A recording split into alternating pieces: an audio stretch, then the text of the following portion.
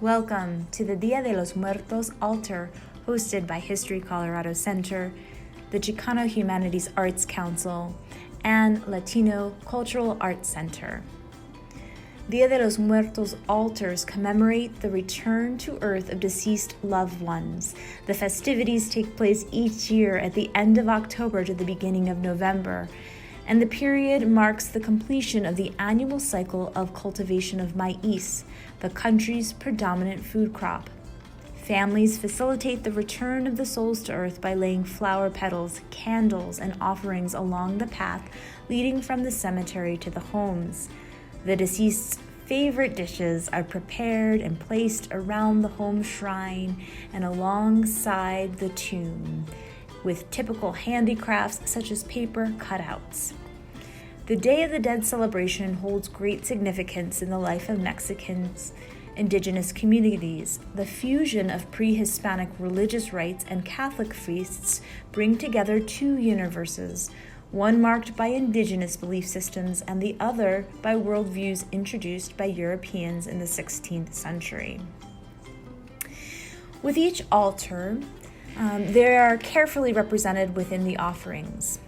Earth, for instance, is represented with food.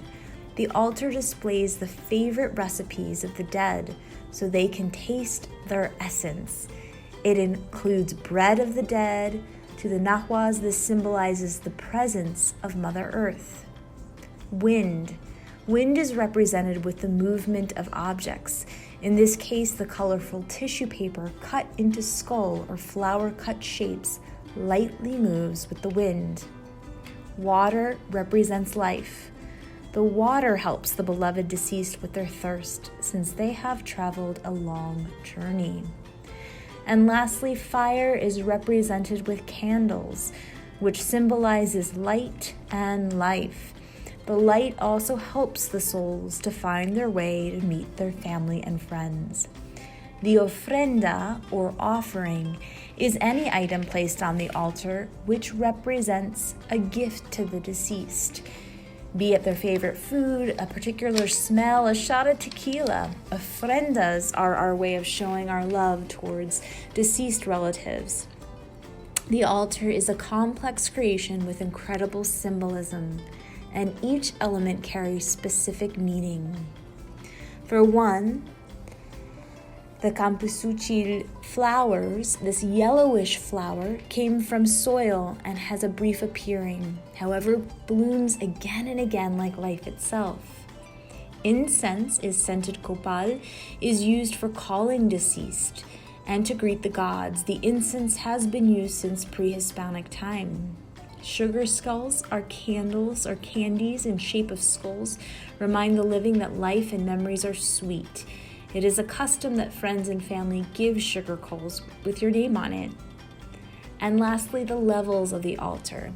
The number of the levels in the altar of the dead varies by region, and these represent ancestral worldview.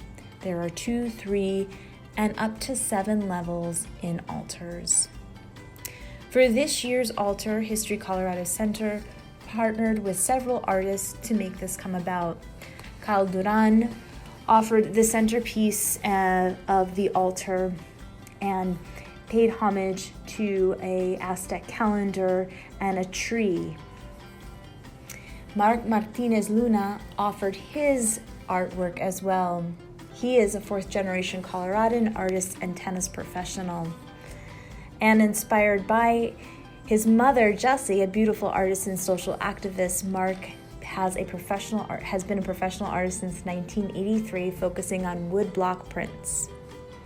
Some of his artwork that is displayed around the altar includes honoring those who have lost their lives to COVID-19. Sol Sanchez, one of 6 people who died during COVID-19 while working as an essential worker at the JBS meatpacking plant in Greeley. Please stop by our altar at History Colorado Center and add a note to your loved one. You can add a paper flower as well and enjoy this beautiful ritual with us in community.